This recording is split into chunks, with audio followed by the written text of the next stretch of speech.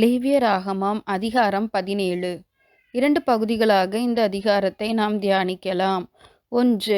ஆசரிப்பு கூடாரத்திற்கு வெளியே பலியிடுவதற்கான தடையின் பிரமாணம். 2. மாம்சத்தின் இரத்தம் புசிப்பதற்கான தடையின் பிரமாணம். 1. ஆசரிப்பு கூடாரத்திற்கு வெளியே பலியிடுவதற்கான தடையின் பிரமாணம். இந்த அதிகாரத்தின் முதல் 9 வசனங்கள் ஆசரிப்பு கூடாரத்திற்கு வெளியே எந்தவிதமான பலி செலுத்தினாலும் அது இரத்தப்பழியாகும் என்கிற பிரமாணத்தை விளக்குகிறது. நியாயாதிபதிகளின் காலத்தில், அரசர்களின் காலத்தில் பல்வேறு விதமான சூழலில் தாம் நியமித்த ஆசாரியர்களின் தலைமையின் கீழ் ஆசரிப்பு கூடாரத்திற்கு வெளியே பல நேரங்களில் பலிகள் செலுத்தப்பட்டன. 1 சாமுவேல் 7வது அதிகாரம் 9வது வசனம், 2 சாமுவேல் 24வது அதிகாரம், 1 ராஜாக்கள் 18வது அதிகாரம் என கர்மேல் பர்வதத்திலும் கில்காலிலும் மற்ற இடங்களிலும் ஆசரிப்பு கூடாரத்திற்கு வெளியே பலியிட்டதற்கான விளக்கங்கள் வேதாகமத்தில் இருக்கின்றன. இருப்பினும் அவை கர்த்தர் அனுமதித்த ஒன்றே. கர்த்தருடைய சந்நிதியில் என்கிற வார்த்தை பதம் அங்கே உபயோகப்படுத்தப்பட்டிருக்கும். ஆனால் இந்த அதிகாரத்தில் கர்த்தர் தெளிவாய் விளக்குவது என்னவெனில், ஆசரிப்பு கூடாரத்திற்கு வெளியே எந்தவிதமான பலி செலுத்தினாலும் அது இரத்த பலியாய் எண்ணப்படும். எனவே எவனாகிலும் பலி செலுத்த விரும்பினால் அவன் தனது பலியை ஆசரிப்பு கூடாரத்திற்கு உள்ளே சர்வாங்க தகன பலியாகவோ சமாதான பலியாகவோ செலுத்த வேண்டும் என கர்த்தர் இந்த 9 வசனங்களில் விளக்குகிறார். மேலும் கர்த்தரை தவிர வேறு எந்த பேய்களுக்கும் பலியை செலுத்துவதை கர்த்தர் வெறுக்கிறார். நீங்கள் சோர மார்க்கமாய் பின்பற்றுகிற பேய்கள் என இங்கு கர்த்தர் குறிப்பிடுகிறார். இது கர்த்தருக்கு உண்மையற்றவர்களாக இஸ்ரவேல் ஜனங்கள் இருப்பதை குறிக்கிறது. ஒருவன் ஆசரிப்பு கூடாரத்திற்கு வெளியே பலியிடுவானாகில் அவன் கர்த்தருக்கு அந்த பலியை செலுத்தாமல் கர்த்தருக்கு உண்மையற்றவனாக இருப்பதாக இந்த அதிகாரம் விளக்குகிறது. 1 கொரிந்தியர் 10வது அதிகாரத்தின் 19 முதல் 21 வரையிலான வசனங்களிலும் பிற தெய்வங்களுக்காக அல்லது விக்கிரகங்களுக்காக பலியிடுவதும் அவர்களுடைய பாத்திரத்தில் பங்கு பெறுவதும் கர்த்தருடைய சமூகத்தில் அருவருப்பாய் இருக்கிறது என்பதை வாசிக்கிறோம். எனவே இஸ்ரவேல் கர்த்தராகிய தேவனின் உடன்படிக்கையின் மனைவி என்பதுதான் கர்த்தர் இதன் மூலம் சொல்ல வரும் கருத்தாகும். சோர மார்க்கமாய் என்று இங்கு மொழிபெயர்க்கப்பட்டுள்ள வார்த்தையின் எபிரேய சொல் ஜானா ஆகும். இது வழி தவறி செல்வதை, துரோகமுள்ள மனைவியை குறிக்க பயன்படுத்தப்பட்ட வார்த்தை. கர்த்தர் அந்த வார்த்தையை இங்கே உபயோகிப்பதன் பொருளை நாம் உணர்ந்து கொள்ள வேண்டும். இஸ்ரவேல் ஜனங்கள் கர்த்தருக்கென்று நியமிக்கப்பட்ட உடன்படிக்கையின் மனைவிகள். பிற தெய்வங்களுக்கு, பேய்களுக்கு, விக்கிரகங்களுக்கு ஆராதனை செய்வது, பலியிடுவது என்பது கர்த்தர் என்கிற மணவாளனுக்கு உண்மையற்றவர்களாக இருப்பதை குறிக்கிறது. எனவே ஆசரிப்பு கூடாரத்தை தவிர வேறு எங்கு பலியிட்டாலும் அவர்கள் விபச்சாரம் செய்கிறவர்களாக, கர்த்தருக்கு விரோதமாய் உண்மையற்றவர்களாக இருந்ததாக கருதப்படுவர். இரண்டாவதாக, ஆசரிப்பு கூடாரத்தின் பலி மாத்திரமே பரிசுத்த ஸ்தலத்துக்கான வாசலாகும். எனவே ஆசரிப்பு கூடாரத்தை விடுத்து எங்கு பலி செலுத்தினாலும் அதை கர்த்தர் அங்கீகரித்து பாவங்களை நிவிர்த்தி செய்யவோ மன்னிக்கவோ மாட்டார். நமது இன்றைய கலாச்சாரத்தில் பெரும்பாலான மக்கள் கடவுளிடம் வருவதற்கு வித்தியாசமான, முரணான, அருவருக்கிற காரியத்தை செய்கின்றனர்.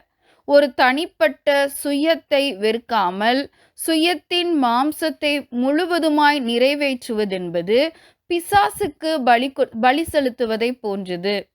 கர்த்தருக்கு சரீரத்தை பரிசுத்தமான ஜீவ பலியாய் செலுத்தாமல் மாம்சத்தின் கிரியைகளுக்கு உடன்பட்டு இச்சையை நிறைவேற்றுதல் பிசாசுக்கு பலி செலுத்துவதை குறிக்கிறது.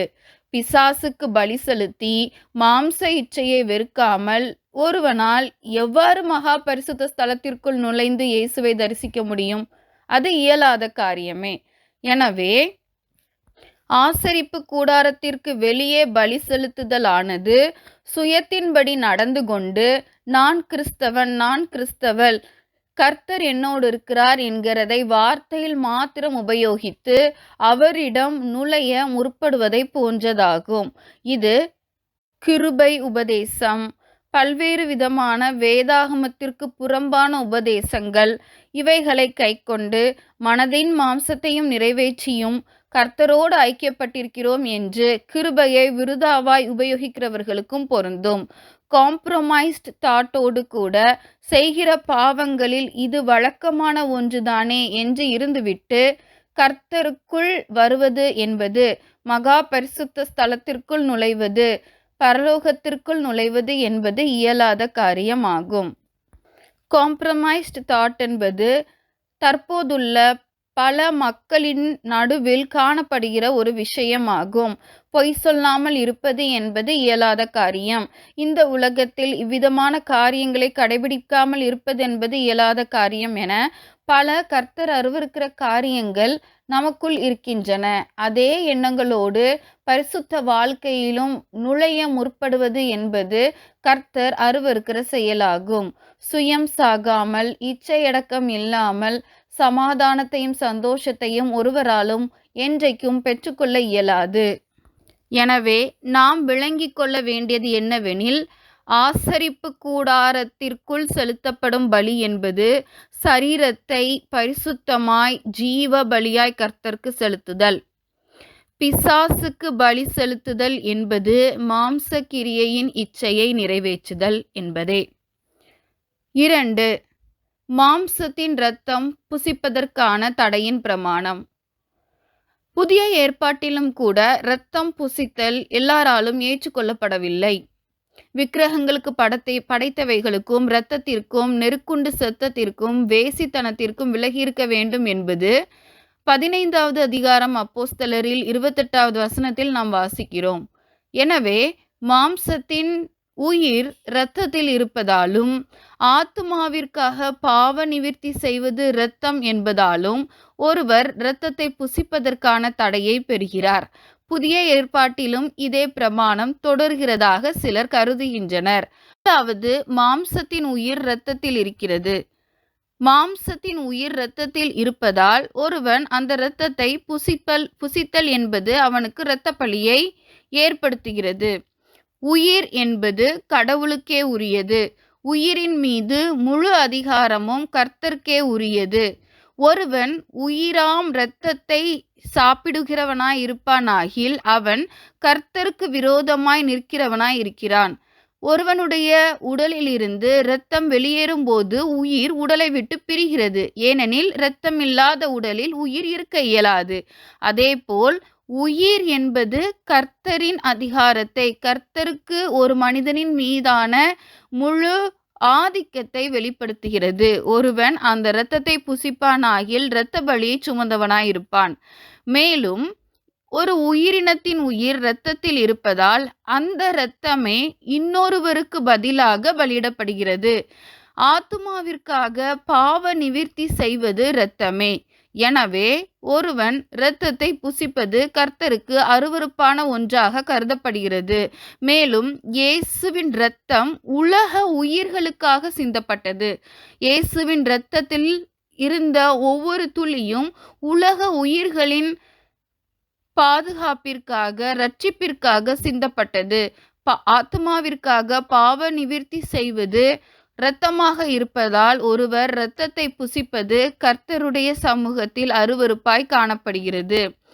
பண்டைய இஸ்ரவேலர் வாழ்ந்த காலத்தில் பிற புற மதஸ்தவர்கள் மத்தியில் காணப்பட்ட ஒரு நம்பிக்கை, இரத்தத்தை புசிப்பதன் மூலம் இறைவனுக்கு நிகரானவர்களாக ஒருவனால் மாற இயலும் என பலி செலுத்தி இரத்தம் புசித்து கொண்டிருந்தனர். ஆனால் இவ்விதமான காரியங்களை கர்த்தர் வெறுக்கிறார் என்பதை அவருடைய பிரமாணத்தின் மூலம் திரும்ப திரும்ப கற்றுக் கொடுத்து கொண்டே இருந்தார். ஜெபிப்போமா. அன்பின் பிதாவே, நீர் எங்களுக்காய் சிந்தின இரத்தத்தை நினைவு கூறுகிறோம். எங்களுடைய பலி சரீரத்தில் நாங்கள் வெறுக்கிற ஒவ்வொரு காரியமும் பரிசுத்தத்திற்கு ஏதுவாய் எங்களை உம்முடைய அப்பா, சமூகத்தில் ஜீவ பலியாய் படைப்பதற்கு சுவாமி எங்களை தகுதிப்படுத்தும். நீர் விரும்பாத காரியங்கள் காணப்படுமேயாகில் தயவாய் எங்களிடம் இருந்து அதை விலக்கும்.